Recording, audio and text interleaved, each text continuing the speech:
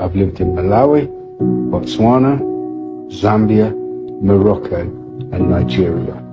I have also travelled extensively in South Africa, Zimbabwe, Namibia, and Egypt. Never once in all my years of living or travelling on the African continent have I been mistreated in any way because of my ethnicity, because of my skin colour. And this is in spite of the fact that I come from a country who are guilty for some of the worst colonial crimes ever inflicted throughout human history. That's right, I was born in Great Britain. And without doubt, the British and the French committed the greatest atrocities across the continent of Africa. The Belgians have a good claim for the greatest atrocity in their treatment of the Congolese, but if one looks at it as an entity and the number of countries that were invaded by the British and French colonialists, one will see that they are the worst protagonists. Despite this, and despite the behavior of my ancestors, I have never been mistreated. In fact, I have been welcomed warmly in all of the countries I have lived in or visited.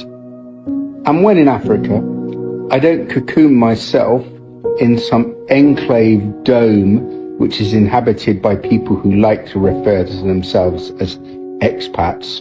I hate that term. But no, I integrate as much as possible within local society. I will go to a shebeen. I will go to any compound and experience life as it is for people in the country where I am based. So whether that's in the village, whether it's in the township, whether it's in the local bar, I will integrate, I will mix, and I am always made welcome. Now contrast that with the way many Africans are treated when they choose to live in the United Kingdom or France or other parts of Europe.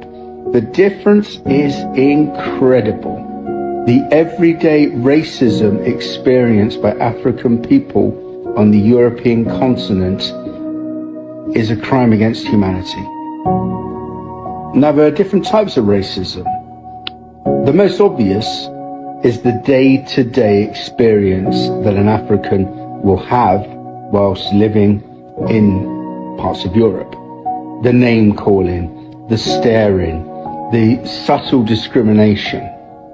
And for many Africans, they will just brush it off because it is so common that they just get used to it, sadly. Worse, though, is the institutional and structural racism that Africans have to abide with. The restrictions on their movements. The fact that most passports emulating from the African continent will only allow Africans to travel visa-free to a handful of countries. And most of those will be other African countries or countries in the Caribbean. And moreover, the difficulty that Africans have finding work in Europe is unimaginable. People who are qualified as doctors, accountants, lawyers, university lecturers, nurses, teachers do not have their qualifications and experiences recognized by most European countries. I know many people from Africa working in various parts of Europe as security guards or as care assistants when back home they had highly skilled professional jobs. But that experience is rarely recognized when they come to Europe unless they come as part of a transfer with an existing company. But if they come because they've migrated to Europe, their chances of accessing the sort of job which they are eminently capable of is slim. Now, if a black person was making this video, they would be quickly dismissed. They'd be dismissed as having an axe to grind or always trying to find problems. And again, that's part of racism. The fact that I can speak because of my white privilege means that I have a duty to do so, not because I'm married to an African woman or because I have many African friends, but because I like to think I'm a decent human being who appreciates the value in every person on our planet.